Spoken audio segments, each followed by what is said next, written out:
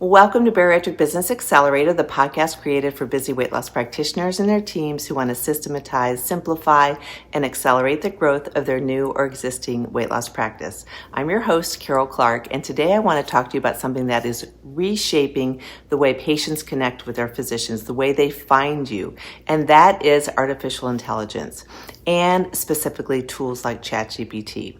I recently presented at the Virginia Bariatric Society, and this was a part of my presentation that really caught the attention of so many practitioners in the room.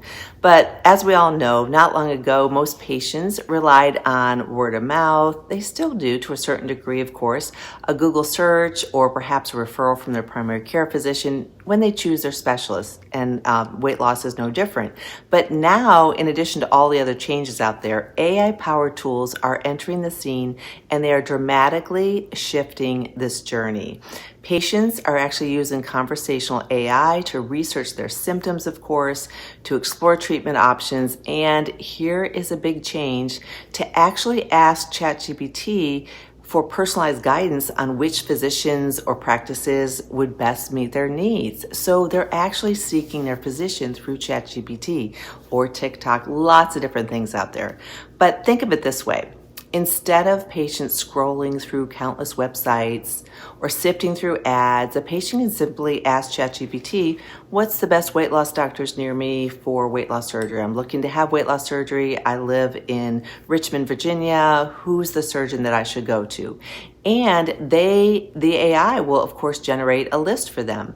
And it also summarizes all the reviews, it compares the services that you offer, and even highlights nearby practices with strong reputations. So it is true. If you haven't had somebody come in and say, I found you through ChatGPT, it is coming.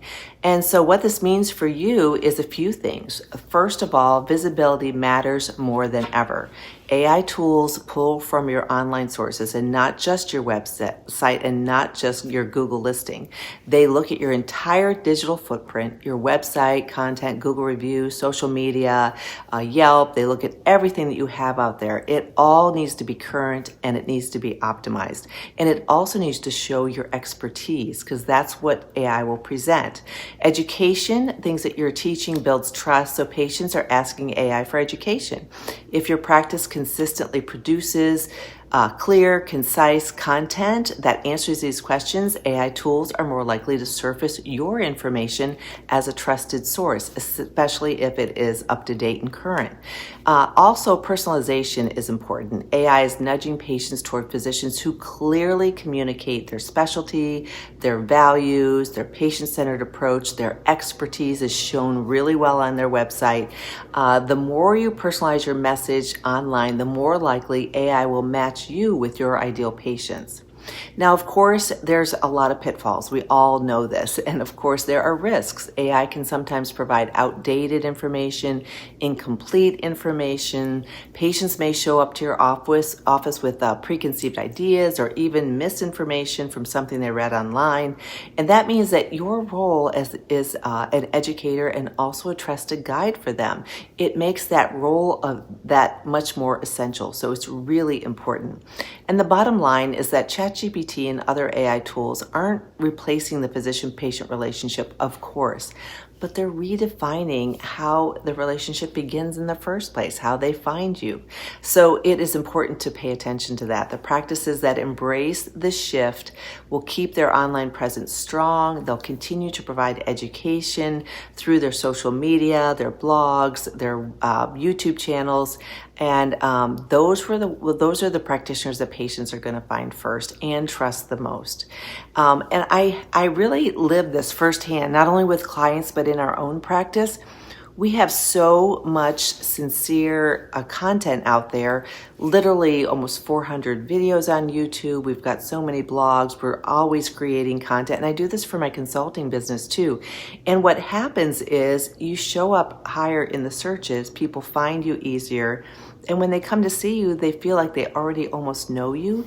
But it makes it so that when you do use your advertising dollars, it's so much easier to make sure that they're used wisely because you can focus on your content and getting that set up and served to these patients even easier. So I guess I want to make sure that I mention that. So if you haven't already done this, I encourage you to go to ChatGPT or whatever AI, open AI source that you use, and put in there, I'm interested, and put whatever service you offer, whether it's medical weight loss, whether it's GLP-1 medications, lifestyle medicine, bariatric surgery, weight loss surgery, all the tools, the terms people are searching for. Say, I am searching for weight loss surgery in Richmond, Virginia. Who is the best surgeon I should see? And see what it says. See who comes up, see who's showing up. And then take it a step further. After that, ask ChatGPT, how did you present this information to you? What were you looking for? That will give you some different ideas about why you may have shown up first or why you didn't show up first. So ask ChatGPT how they're serving up these practitioners to you. It will give you insight as to what to focus on, and do an evaluation of your own online footprint. It can be an eye-opener. Work with your webmaster if you have one. If you do all your own content, that sort of thing, that needs to be focused on. And if you're a part of a larger health system, talking to the marketing department, really going through that is helpful. The other thing you may want to do is put your website URL in ChatGPT and ask ChatGPT to do a bit of a analysis of your website and ways you could improve it for SEO or for patients finding you for the services that you offer. You will be amazed at what comes up. So, of course, we need to discern what's things that you want to utilize and what things perhaps not, because there can be some information that's outdated, that sort of thing. But it can be an eye-opener, and I encourage you to do that. So I hope you found this podcast helpful. If you have, please comment, please subscribe to my channel, please share it with others, and if you need any help with anything, reach out to me. And of course, visit my website for lots of free resources, weightlosspracticebuilder.com. Or if you want to just have a conversation, Karol, Karol, at weightlosspracticebuilder.com. I look forward to talking with you. In the meantime, thanks so much and have a great day.